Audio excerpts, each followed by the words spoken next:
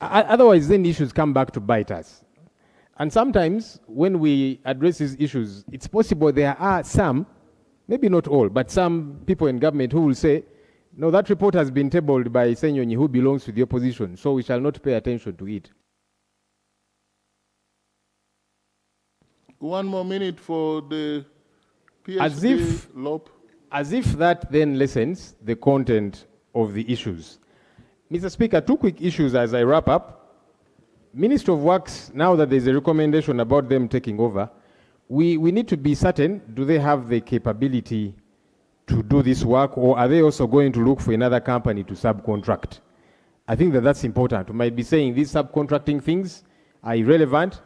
Ministry of Works take over, and then tomorrow Ministry of Works also looks for another subcontractor, and perhaps we get similar issues. And finally, the question of whether the contract is void or voidable, it is my considered view that this contract is voidable. That means there is an existing contract. Because when Ministry of Works signs a contract with company X, it is the duty of Ministry of Works to do their due diligence, including getting a green light from the Attorney General. Now, it is not the business of the company to establish whether you did your due diligence and whether you got a green light from the Attorney General. That's your business as government, as Ministry of Works. So as far as that company is concerned, the contract does exist. So it can only be voidable, but it is not void ab initio. So maybe we need to know why didn't Ministry of Works do their due diligence to get a green light from Attorney General, because that becomes your problem. Very finally, Mr. Speaker, you asked about the Auditor General. The Auditor General is an officer of Parliament. That, though, does not mean they are above scrutiny. They are not, because when we send them to do work, we don't send them to go and goof up. Previously, we had numerous engagements with the Office of the Auditor General, and there are challenges there. They produce shallow reports. That's a fact. What will you give me? I'll give you a good recommendation on the Auditor General.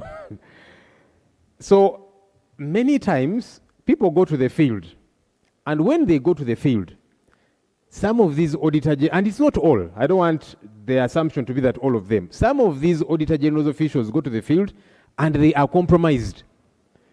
So they will then produce a shallow report. Now the Auditor General who is seated in the office has sent teams to the field, they come back, maybe that's what he signs off. So we need to do some kind of, whether it be an overhaul or some re-engineering in that office. Because many times, even the reports that are done by these committees, they go deeper than the Auditor General's report because it remained on the surface.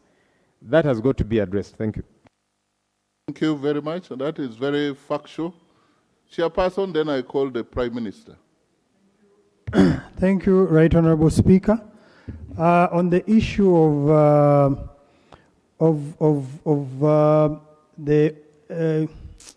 the forensic audit, we totally agree with you. However, on the first recommendation regarding termination, we are not terminating based on the financial, I may call it financial indiscipline that we have discovered. We are terminating because of breach of contract, and we have proved it, because they have failed to install the independent traffic monitoring system. They have failed to provide the source codes, which are provided for in the contract.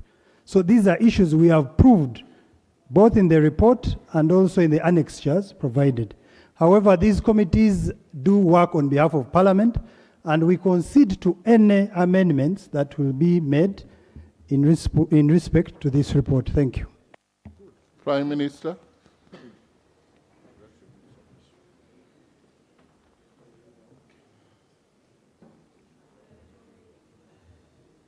Right Honorable Speaker and Honorable Members, first and foremost, I want to thank you for giving members time to discuss this report.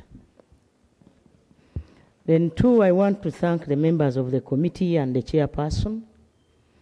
You know, when we are identifying members to lead the committees, we also take time. So you also thank the government chief whip for identifying, yes. our young brother Mpaka. Then lastly, Right Honorable Speaker and members, I have taken time going through recommendations one by one. The recommendations they are in, according to me, some of them have given us a breathing space. Why? Because you are aware that the President directed us during the swearing in of this new cabinet that this time round no more corruption. And nobody will be spared. And no more politeness. And no more sleeping. Members, the ministers we have today are quite energetic. I want to inform this August House that the ministers we have, though they have just started on their roles, you actually see that they are patriotic. They are committed. And therefore, when the minister said he wanted some little more time, for me, inside my heart, I said, I think he needs to study these recommendations one by one. But I know he will act. He's a very active young man. And I commit to also pick interest in this as a leader of government business. I will cause meetings that will further scrutinize and come up. If you are a thief, you are a thief. Yes. Honorable members, we have all traveled across the world and we have passed through road tolls. You don't even see somebody putting something, fidgeting, because they delay us there. I think the system they have is also backward. And so, yes, maybe this is an opportunity for us to put better certain things. When you are traveling, say in Dubai, you don't even recognize that they are, getting money from your vehicle. You just, it is smooth. But this one of ours, I think it is still analog. And so this could be an opportunity for us. Members, because for me, I'm a Ugandan, and I feel that's why I was given another term. Yes, I call a spade a spade. The fact is we have to support Parliament to do its oversight role, and we also have to act on your recommendations as provided for in the law. And therefore, members, since the minister requested for some little time, we can ask how long? Because all of us are on the same page, members. We are tired of corruption. We are tired of making our president look dirty when the man has done his best. And so, Honorable Minister, maybe a few days, I don't know how long this can take us. Can it be like a week? Because we also have to do a thorough job. We also have to do a thorough job. Mr. Speaker, is a week too much? You want to raise the procedure matter? Thank you. Honorable Speaker, the procedural point I'm raising is that, one, I have in my hand His Excellency the President wrote to the Prime Minister on the same matter. He wrote on the 23rd June 2026, directing the Prime Minister to look into the issues of the express highway road toll. And the President directed that the Prime Minister should look into the matter and guide accordingly. Number two, I also have another letter written on July 8th, 2026, to the Executive Director, National Information Technology and Authority, written by the Minister of ICT, Kasule, on the same matter about the road toll. I would like to find out from you, Right Honourable Speaker, since His Excellency has guided the Prime Minister, would it be procedurally right to allow the Prime Minister to brief honourable members about the concerns that were raised by His Excellency, the President? And two, Right Honourable Speaker, would it be procedurally right to allow this report to go back to the Ministry of Works and ICT for administrative review, for us to understand properly as members of Parliament, and they report back to the House? I beg to move. And if allowed, Right Honourable Speaker, you may allow me to table these two documents to become the working document for Parliament, and appropriate action is taken. Really, now that you are the one talking about it, I would love really to see the shape and the content of that letter. Come and lay. I wondered whether you're one of the assistants of the Prime Minister to get a... Right Honourable Speaker, you are talking about research, and aware that I'm one of the research experts. So when the report was loaded, I had to do research on this matter. Then I got this document on my way as I was doing the research. Right Honourable Speaker, I beg to lay the letter written by His Excellency the President on the 23rd June 2026 to the Prime Minister of the Republic of Uganda. I beg to lay. Subject matter, the President directed that the Prime Minister should look at the matters concerning the Entebbe Express Highway. I've already mentioned the date. To Right Honourable Speaker, I beg to lay the letter written in July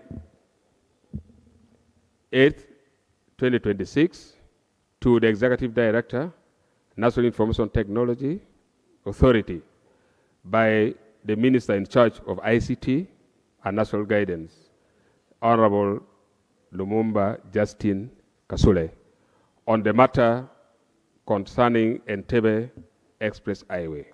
I beg to lay. Thank you. Okay, let the record capture that. And now the debate has been concluded in this matter. What we are now grappling with is how do we process recommendation capturing the spirit of the debate. So do we need an adjournment for that? Because how do we process the recommendations? We go one by one.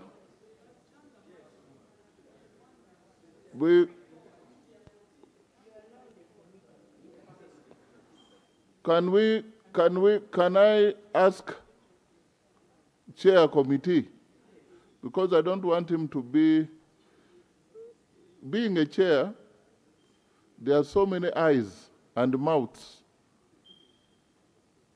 I want to constitute a small working group on behalf of this whole parliament that can begin tomorrow, and you fine tune. And I want to put Honorable Patrick Katabazi, one person there, Honorable Julius, Honorable Julius Naki, and the shadow, and who else this way? The independent, or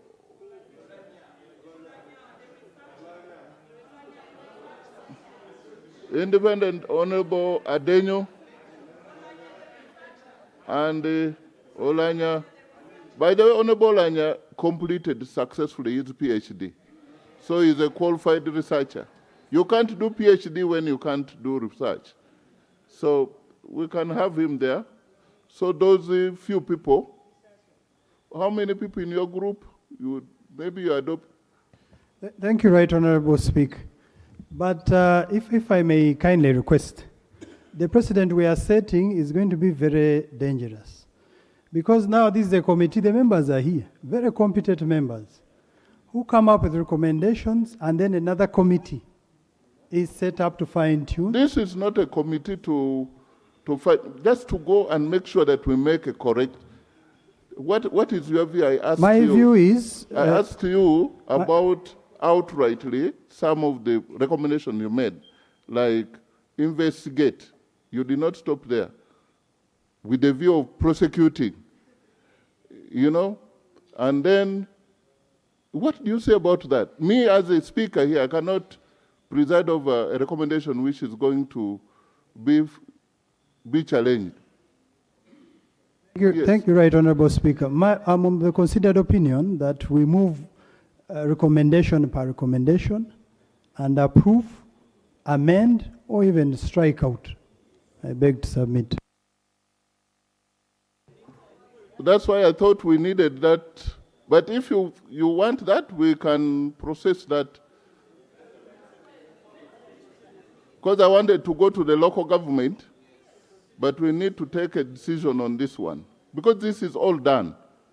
So if you can give me 2 minutes without again debating, we can, there are 14 recommendations, 1 minute, we go through it. Okay? Recommendation number 1.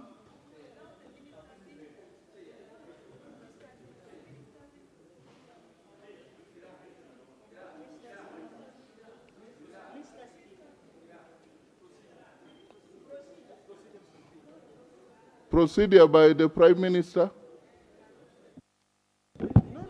Right Honorable Speaker and members, I'm raising on a procedural issue. You know, Parliament was complaining that sometimes you make recommendations and sometimes the executive does not implement them. Some of the reason is we do it in a kangaroo manner. Now, the minister has not put his input. And he's the one who is supposed to implement all that we are recommending. And we are asking for just some little time. We are here. We shall come back. We are members of the same house. Right Honorable Speaker, are we proceeding very well?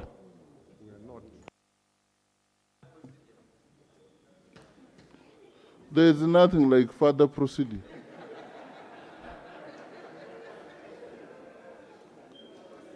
Because I think there's tension here. There are those who say it is either now or never. And that's when you are bound to make mistakes. Those who think that just a little postponement, then there is going to be something else. In these recommendations, I have seen nearly all people are agreeing with. But we wanted to get the input from the Minister and the Attorney General. First, there's a question here whether there's a contract for rights to terminate. And the chairperson said the contract is reference to article and the general clause conditions of the contract. A paragraph which I have not been able, I don't know whether you've looked at it. Only that. 2, there are others which do not need any minister. Would you not want to run the expressway, the toll? That recommendation 2. 3 is by URA. 4 by Minister of Works takes over. You don't want to take over Minister of Works? Mine is on number 5 only. That is where I would think I need guidance of the Attorney General. Number 5 and the numbers. And number 13, I think. So, the Chair, you don't really want any adjournment on this matter. You want it now.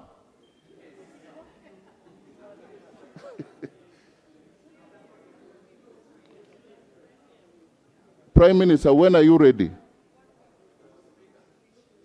With your minister? Something small? After the Prime Minister. Right, Honorable Speaker. I came to this house in the 9th Parliament. And I believe I have had enough experience on how Parliament and government runs. I've been a Prime Minister for 5 years. I think I have accumulated enough wealth of experience. And that's why I got another term.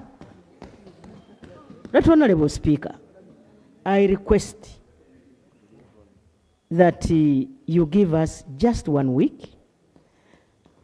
This chairperson here is our son. We sit and scrutinize, and nobody, you have put very good boys, very good members of parliament, like Olanya. Right, Honorable Speaker, I request on behalf of government that you allow us just 1 week. Yes. I will give it time, even myself. Yes. And we come here produce work that can be acted on and implemented.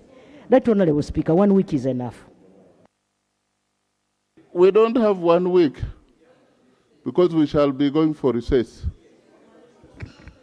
Can we do this on Thursday? We do this on Thursday. That's processing close by close. Yes, LOP?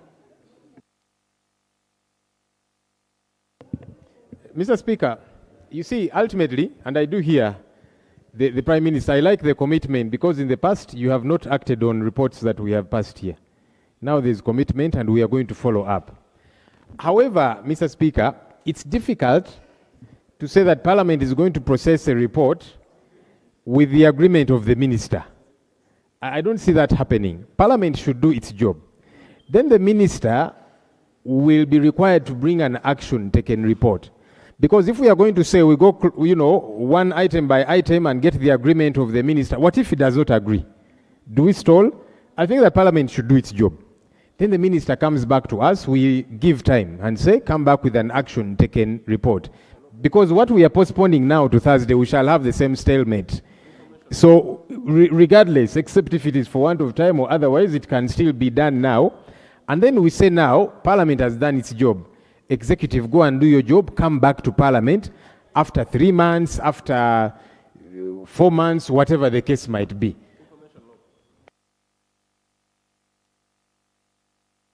Minutes, I don't know what you really want, but Rule 229 gives you opportunity to report back. I want to make a decision on this matter that on Thursday we shall process it. Because what you are postponing today, it will not even work on Thursday. Yes. Next item. Statement by Minister on the fight against corruption in local governments. Honorable Minister of Local Government.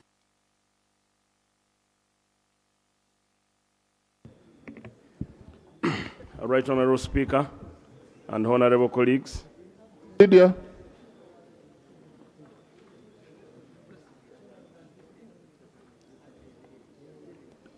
And you've, Right, Honorable Speaker. have you been in the House? Yes, please. Okay. Right, Honorable Speaker, I rise on the point of procedure under Rule 237. Sub-Rule 1, an official report. It states, the clerk shall be responsible for ensuring that all plenary proceedings are reported word for word, and that an official report of the proceeding is published as soon as possible after each sitting. Right Honorable Speaker, on the 20th of this month, I raised a matter and a matter of urgent importance.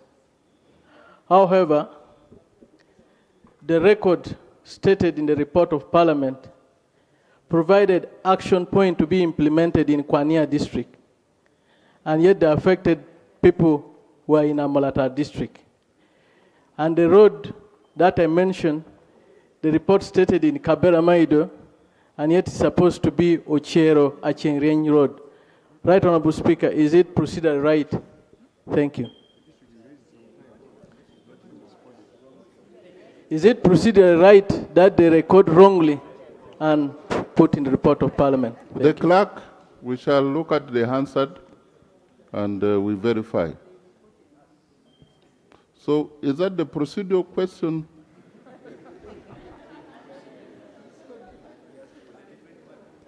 Honorable Minister of Local Government. Right Honorable Speaker and honorable colleagues, I wish to give you an update on the ongoing Expose the Corrupt People-led audit and fight against corruption. Right Honorable Speaker, I wish to sincerely thank you for allowing me to table and present before the whole House an update on our ongoing people-led audit and fight against corruption being undertaken through the Expose the Corrupt and Corruption Crusade across our local government. The exercise is aimed at strengthening accountability, protecting public resources, and most importantly, improving public service delivery to our people. Through engagements with the citizen, inspection, collaboration with the relevant accountability, security, and anti-corruption agencies, we are identifying gaps and cases that undermine the effective delivery of government programs and services. I wish to extend my special appreciation to the Minister of State of Local Government and the anti-corruption agencies who are supporting this effort led by the State House Anti-Corruption Unit, which is led by General Isoke, the Internal Security Organization, the Inspectorate of Government, the Director of Public Prosecution, the CID, and all the other professionals who are giving us a hand. There is a commitment. Commitment has been very instrumental in ensuring that credible concern raised by citizens receive the necessary attention and follow-up. To emphasize on the emphasis, this is not a personal fight against individual. It is just for accountability and for the betterment of Uganda. Our objective is not to witch hunt anyone, but to ensure that public resources are used to their intended purpose and that citizens receive the services they deserve. This is not a fight belonging to only revolutionary heroes like General Museveni, nor the new generation led by Mozi. It is a national cause that requires every Ugandan institution and leader to participate actively. As members of Parliament, we have a particular responsibility because we represent the very communities affected by the quality of public service delivery. I therefore call upon all honorable members to actively participate in this effort in the constituencies and areas where we operate and represent our people. Let us collectively expose corruption, demand accountability, protect public resources, and ensure that our schools, health centers, roads, bridges, local government, and other public institutions deliver effectively. The ultimate measure of this campaign should not simply be the number of officials investigated or interdicted. Our success must be measured by the better service, stronger institutions, responsible leadership, and an improved quality of life for our people of Uganda. I once again wish to thank you, the Right Honorable. Before I give you the detail, it is about personality. It's not about. It's about public service. It's not about settling scores. It's about protecting public resources, and it's not the fight of a few. It is a fight which every Ugandan must participate.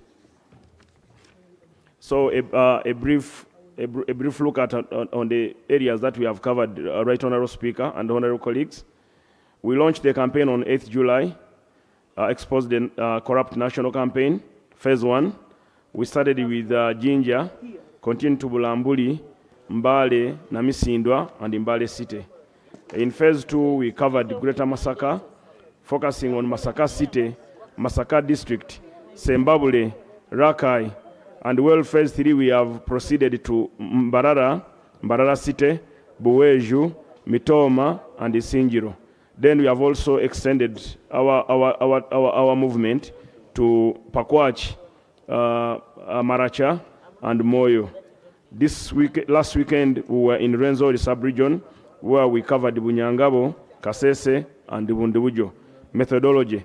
The campaign and investigations are conducted using documentary review, interviews, site visits, audits, and barazas. To ensure thorough and comprehensive campaign and investigation into the issue of corruption, I requested for technical support from the relevant ministries and departments and agencies to back up the exercise, and this includes the State House Anti-Corruption for lawyers and detectives, Office of the Directorate of Public Prosecution for prosecutors to ensure we collect the right files so that we don't just collect and take people to court, but we need to have the right file management. Minister of Works, Transport and Minister of Works and Transport for engineers and lab techs who are taking samples of some of the shoulder works done. Police and CID in respective districts, and detectives.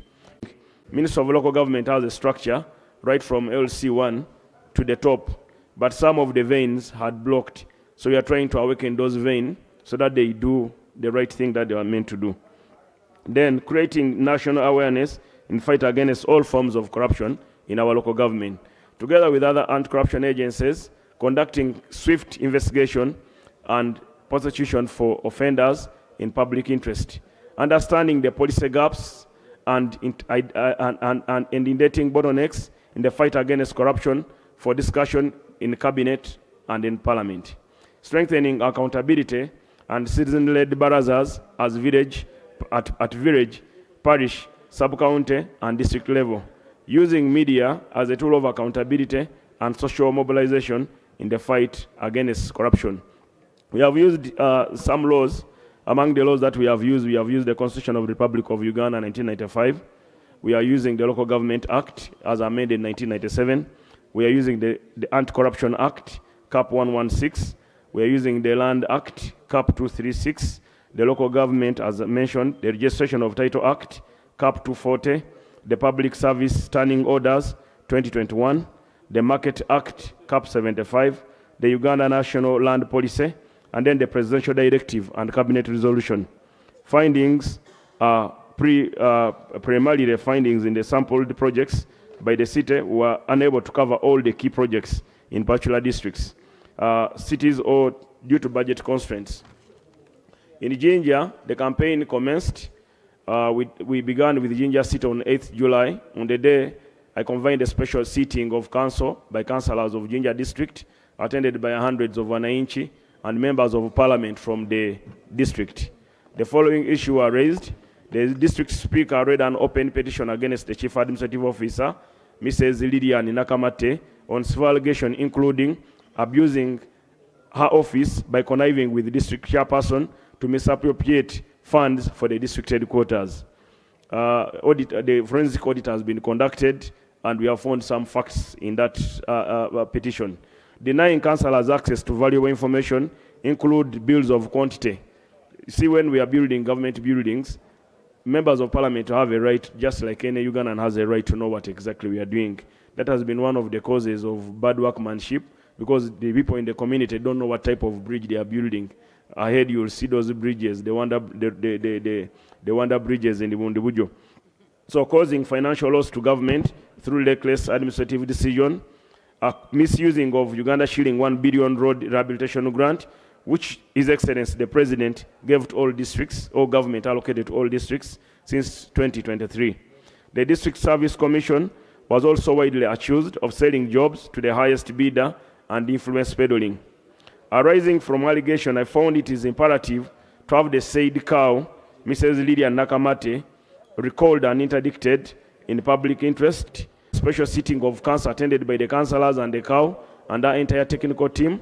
district statutory organs, area members of parliament, Honorable Minister Lydia Wanyoto, Honorable Minister Simon Mulongo, were part of the meeting. The following issues were identified. The Department of Health, Education, Water were highlighted as the major conduits of corruption. Using the hands-on approach, which His Excellency has exhibited for us to follow, together with all stakeholders, we visited several UPE and UCE schools, where to our surprise, learners were paying school fees ranging between 75,000 to 110,000 per term for primary and 230 per term in secondary school, despite receiving capitation grant from government. Among the schools that were identified, we had Mbale High, Mpoma High. We also had Mbale High, which receive over 150 million every 3 months from government, but still they continue to charge these poor people. And the intention of UCE was to facilitate the poor to attend education. And the only thing that could be charged probably could be meals with approval of Minister of Education, which hasn't been sought. Then furthermore, the people and student enrollment numbers were infiltrated to attract higher capitation grants. This aided the neglect of inspectors of school, the district education officers of their duty, verifying enrollment. Notably, Nabumali Secondary School had infiltrated enrollment of 340 students to 779, a difference of 432 students multiplied by 170, which they were charging. Budgeted capitation per normal O-level student. This computes to a total loss of 75 million every financial loss to government of Uganda annually for only that number. But that was a sample school, not all the other schools. The teacher Nabumali SS Betty Nabirio Wamanga, District Inspector of School Asadi Warufu, District Education Officer Pade Kauka were arrested immediately, interdicted, and charged with abuse office. They appeared before the Anti-Corruption Division of the High Court on 30th of July as an example to the rest. Also, the District Health Officer, DHO, Dr. Wangisi Jonathan, a former beneficiary of State House Scholarship, irregularly transferred civil enrolled nurses without due process on a fully paid study leave without replacement, causing staff shortage to the referral hospital of Mbale district, which is the Busuwe Health Center 4. Now this DHO recruited the workers. The same day they recruited the workers, he posted them in a health center. In the same health center he posted them, they never reported. He sent what we call a study bond to the health center. A health center, which is a referral, meant to have a total of about 16 health workers. 7 have never appeared. So we are stretching the few who are at the health center. When we asked him, he told me that, you see, Honorable Minister, this is allowed as per public service, but you cannot post people in a station and again on the same day give them a bond before even they register, and then you are overstretching, and yet you have so many health centers. Why couldn't those health workers be distributed so that the main hospital of Mbale district is not affected? So investigation were conducted against him. We also went to Naiku Health Center, where we found 5 critical staff were absent. And at Naiku, we found a gate man who's also a compound maintainer, administering patients, putting cannula on patients. Yes, and when the community was asked, they said he's the most kind, most helpful community person who has been supporting them when doctors are not on duty. The clinical officers who are 2 in that health center, none of them was present. When we dug deeper, we found the 5 health workers don't really work there because we saw the schedule for the next day, and for the entire week, they are marked as present. How can you be present tomorrow before even tomorrow reaches? So they are demarked their schedules. Same was also in Busuwe Health Center. So the DHO was interdicted, brought to anti-corruption court. He was charged. He caused the financial loss of every financial year. For the last 2 years, he did that, of 274 million, only in 2 health centers, a sample of 2. but there are more health centers. Due to resources, we could not cover all those health centers, but there are more of such ghost doctors and nurses. So we estimated the study leave cost Uganda 472 million just in those two, in one health center of the 5 cost Uganda 275 million. Those are on 2 samples. In the Bunyangu Parish, Bufumbo sub-county, Mbale district government dispersed 2.6 billion in 6 phases from 2021 to increase water distribution, build tap stands, water dams, and funded the beneficiary communities in the Bubyangu, Bufumbo sub-county. With my own site visit, they have never received the water, and the taps in towns like Jiwa and all these in Bungoko Central, we found those taps, Bungoko North, those taps were dry. No single water, but money was spent, and the last disbursement of 221 was also paid 2 weeks ago. So Simon Peter Wandera was arrested, interdicted. His file is still with the DPP pending approval, pending forensic audit. Number 7, an inspection was also conducted on the 6-kilometer Bukingara Budwara Road in the Budwara sub-county, accompanied by Bungoko Central MP Muhamudu Masaba, Bungoko North MP Shafiga Wanyenye. The road, which residents found impassable, had been budgeted for 300 million. The Minister of Works Transport Engineers, after an engineering audit, found no work were done on the road. The district engineer, Robert Nashimolo, was subsequently arrested, interdicted, and his file submitted to DPP for pursue, who has directed further inquiries. The DPP has said we need to have further inquiries. So those are some of the challenges we get on ground. Then, but you see, something is seen. You can see, you budgeted for a road, you said you will put 3 lines of culverts. I've measured the road, you said you will make 8 meters of a width of a road. I have my tape meter, I've done it. You have 3 meters, and then someone called DPP tells you we need more evidence. So those are some of the challenges, but we shall overcome those challenges.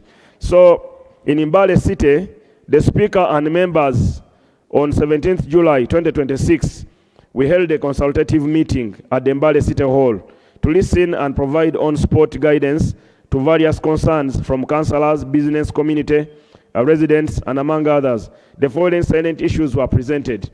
A questionable cost of construction of City Abach, shoulder road works across the city, government schools which were charging exorbitant fees. And also, actually in Mbale City, one point that has not been clearly marked, the Mbale City engineer, Engineer Kasata Edison, is currently interdicted and is on the run. And when arrested, he will be arraigned in court because his file was sanctioned.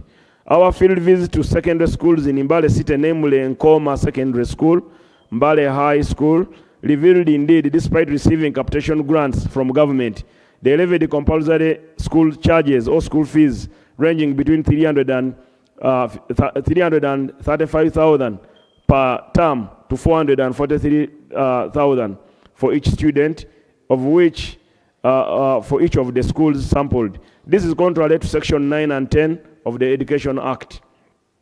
In the messages to all schools in Mbale and across the country, I retaliated, and I keep retaliating the government position and His Excellency's directive on illegal charges in the government schools where there are contributions by parents. No child should be denied access to education for failure to pay voluntary charges like meals. Some parents are willing to pack food for their children. So members and honorable colleagues, we need all of us to fight for the poor so that they get the education. Also, an engineering audit was instructed into the questionable City Abacha, which cost government 113. We are still waiting a report from Minister of Works. We moved to Bulambuli. Mr. Speaker, together with the Minister of State for Local Government, Honorable Namere, and Honorable Simon Mulongo, Honorable Twala Fadil of Tingei County, who's a neighbor to that constituency, and the General Secretary of PLU, and the area members of Parliament, we inspected several government projects in Bulambuli where issues were noted. At Muyamba Health Center 4, the main health center, a construction of a patient's latrine during COVID-19 pandemic at a cost of 73 million. This described as a pit latrine, but when I entered the latrine, there was no pit, there was no hole. So I think when you enter there, you lock yourself and do whatever you do. Maybe people come and collect it. I don't know what kind of angels are there. So no pit was put in that place. So we found the engineer, and the health officer, Dr. Muhammad Mulongo, was immediately interdicted, arrested, and arraigned in court for causing financial loss to government of Uganda to a tune of 73 million. He appeared before the Anti-Corruption Court on 17th July 2026. We further visited several roads budgeted for under the 1 billion road rehabilitation grant. The district engineer, Engineer Paul Walimbwa, rather than using approved Balaam soil for compaction, had several roads including Kimuli Tunya Road, 4.5 kilometer, used garden soil in an effort to cover up his lapses. Upon hearing of my coming, he was subsequently interdicted. How we confirmed they were garden soils, Honorable Byamukama sent 2 engineers who picked samples to our government lab at Makerere and another lab in Chambogo to confirm this was a real good soil for growing malewa. It wasn't for the road. So we moved it to Bulago Health Center 3. The team also inspected Bulago Health Center 3, where government had invested approximately 640 million in infrastructure development, comprising 240 million for construction of workers quarters, and 400 million for completion, 400 million for completion of a ward. Upon inspection, numerous construction defects were discovered, including use of low-quality timber for door. Actually, the BOQ had mahogany door. They put plywood, and the other plywood where you get timber and join is natural plywood of 8,000, and they call them doors. Absence of hand wash facilities in the maternity ward, incomplete worktops, lacking marble ceramic, wards constructed without protective window screens, big vents exposing patients to likely harmful reptiles like snakes below the bed. So in Mayamba, we had to inform the contractor. We asked him to fix the snag report that we had identified. And indeed, after 3 days, I told him I will come back to inspect. I went back, I found he had fixed everything, put the wooden doors. So we let him go. Then in Miyamba Bukalu Bridge project, there is a bridge. It is Muyembe. Muyembe. Yes. The inspection team visited that bridge in the Bulambuli Town Council. Inspection established the significant deviations from the approved engineering design and bills of quantity. Although more than 500 million had reportedly been spent, the bridge measured approximately 7.2 upon my measurement in width and 9.1 meter in length, subsequently smaller than the approved specification and inadequate to accommodate heavy commercial trucks. When I measured and I looked at the BOQ, I discovered the bridge was smaller because initially it would have been 12 meters width and 15 meters length. And the bridge was transferred from where the water is. They created a dry area to build a bridge in a dry area. Then they got tractors to divert the water to open a new canal. They were doing like a canal construction there in Bulambuli, a new canal. So further findings indicated black soil instead of Balaam had been used for foundation material. The required white of steel reinforcement bars and swamp reinforcement material had not been installed. Construction failed to comply with approved engineering standard. The total project cost was 800 million, of which 500 had been released to the contractor, leaving a balance of 300. The people involved, the town clerk, the planner, the district engineer, all of them were, and the internal auditor, all of them were interdicted and investigated, and they have been held accountable. They have appeared before court. In Tunyu Chimuli, Bumasabo Road, Sisi sub-county, inspection team also monitored works along Tunyi Chimuli. The inspection established evidence of substandard road works. Government had released approximately $1 billion for the roads, for the road project. The value work executed did not correspond with the funds released. Ordinary soil had been used instead of the first-class maram specified in the approved BOQ and on their work plan, because they had work plan indicating what they are going to do on a given road. Engineer Paul Walimbo, the district engineer, was arrested and he appeared before the anti-corruption court. We moved to Namisindwa.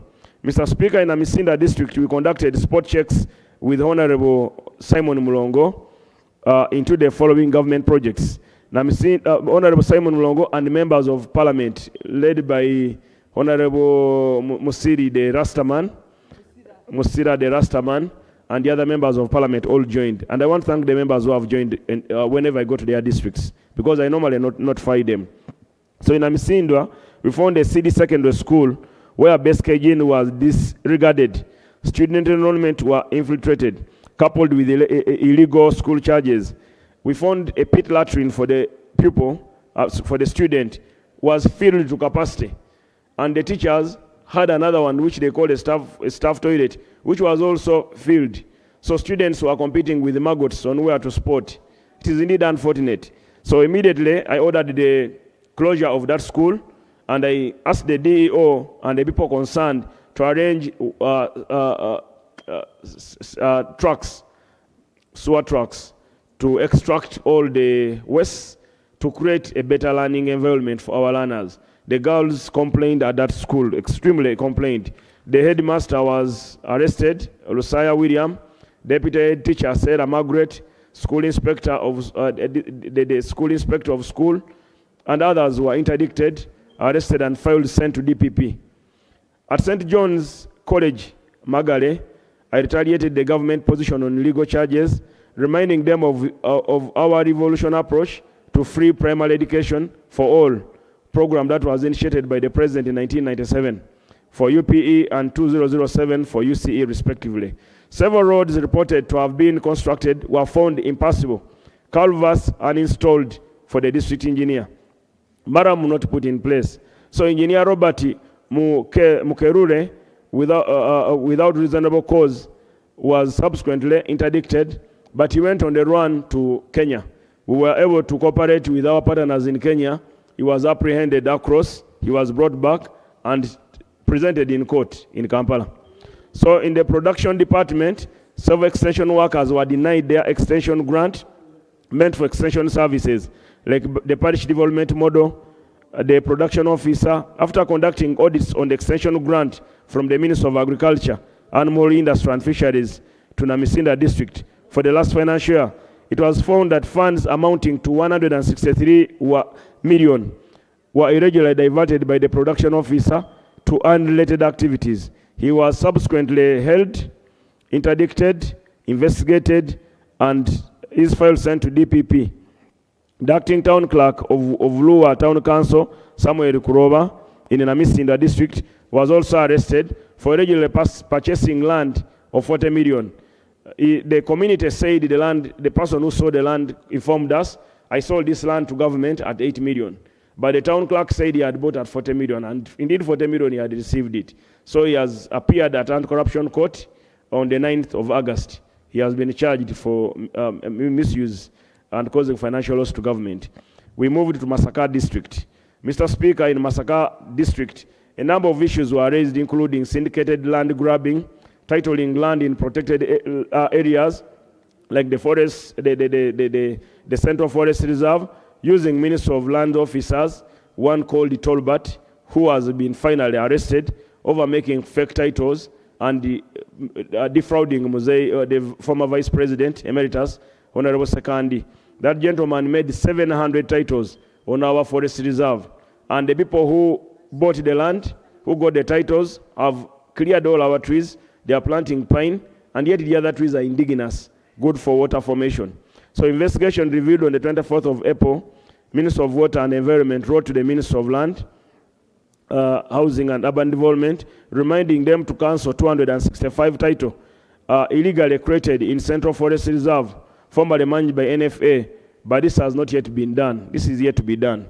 While investigation into the other land matters remain on course, one Zulaika Nakabiri, a notorious land grabber in Inyondo Mukungwe, and 4 others were arrested and arraigned before the Masaka Chief Magistrate Court for irregularity evicting, trespassing on land owned by private individual. They were remanded until 13th of August.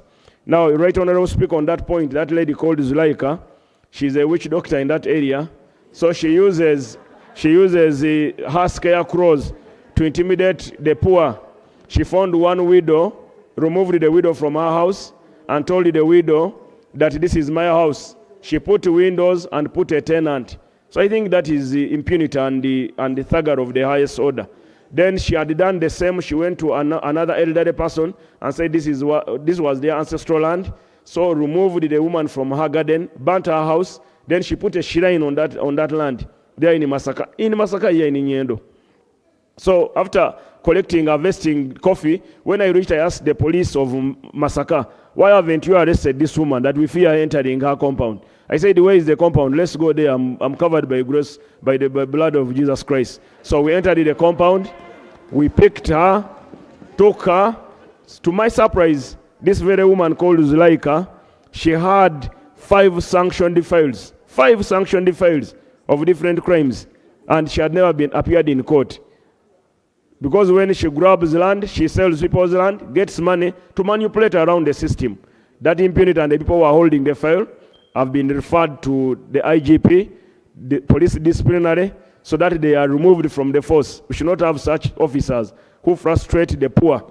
So those ones have been sent, and I'm following up on that case. I've also briefed the Honorable Minister, Professor Ephraim Kamuntu, to ensure that those officers are not only transferred, but they are removed from the force. We should not subject and oppress the poor using witchcraft or using power of office, the power that we hold. So now that lady has been sorted. Connected to the above, the senior land officer at Emzo Masaka. Did you say she's in cells? Yes, she was remanded in Masaka Chief. She was remanded by Masaka Chief Magistrate Court. So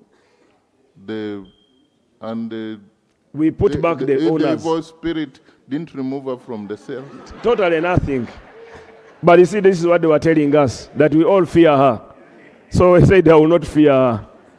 I will not fear her. We removed her, and everything is normal. Connected to the above, Right Honorable Speaker, the senior land officer at the Emzo Masaka, Colbert Ziwata Amale, was apprehended on 12th August 2026 for conspiracy to defraud and several allegations of illegal titling of our own land, the government land, including land belonging to Muzei Sekandi.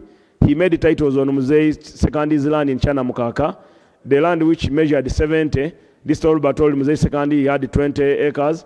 Then he made titles on 50 acres, different plots, and started selling. So that Tolba, his file is before a DPP for sanctioning. Sembabule district. In Sembabule, this has been the headquarters of corruption, the headquarters of impunity, the headquarters of don't remove me from here. So I'm happy I was joined by the Minister, Honorable Anifa Kawoya, both in Masaka, in Greater Masaka. I was joined by Honorable Kawoya. I was joined by Honorable Rashande.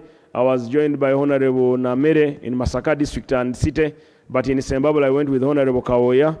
And then in Rakai, I was joined by both Honorable Kawoya and Honorable Anifa. So in Zimbabwe, Honorable Anifa and Honorable Namere.